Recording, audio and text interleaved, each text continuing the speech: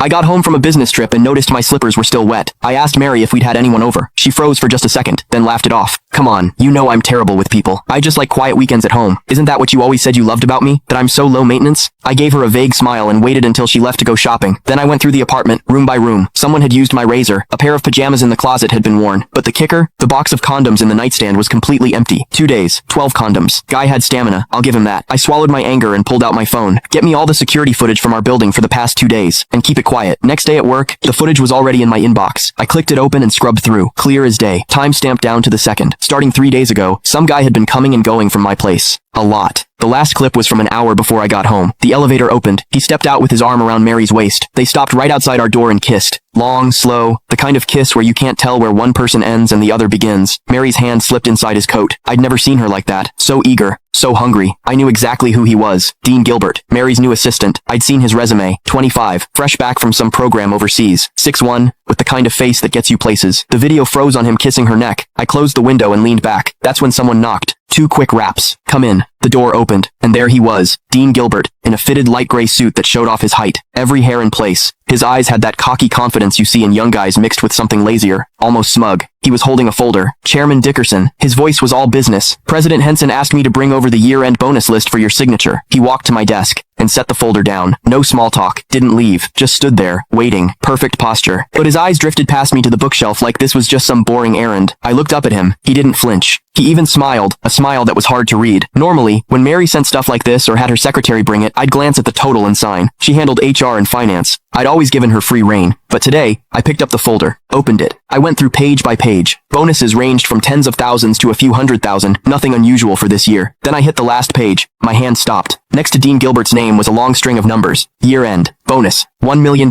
And in the notes, plus one company BMW, 730 Lee, $1 million. A BMW 7 Series, for an assistant who'd been here less than 6 months. I stared at that number for 2 seconds. Then I looked up. Dean was watching me. That little smile had gotten bigger, and there was something in his eyes, now impatience. Chairman Dickerson, is there a problem? His tone was still polite, but there was an edge, a push. Miss Henson is waiting to head out. He made sure to emphasize those last words. I picked up my Mont Blanc pen and uncapped it. The tip hovered over the signature line. Didn't touch down. Mr. Gilbert, you've been with the company about 5 months now, right? My voice gave nothing away. 1 week shy of 5 months. Quick answer. Smooth. I said nothing. I signed. Thank you, Chairman Dickerson. He took the folder back, flipped to check my signature, then closed it. And right as he turned to leave, I caught it. His lips moved. Fast and silent. No sound. But I could read it clear as day. 3 syllables. Old bastard. He didn't even bother closing the door behind him. I stayed in my chair. Didn't move. The pen cap clicked back into place. Sunlight streamed through the window. Click the link in my bio to get the full story for free.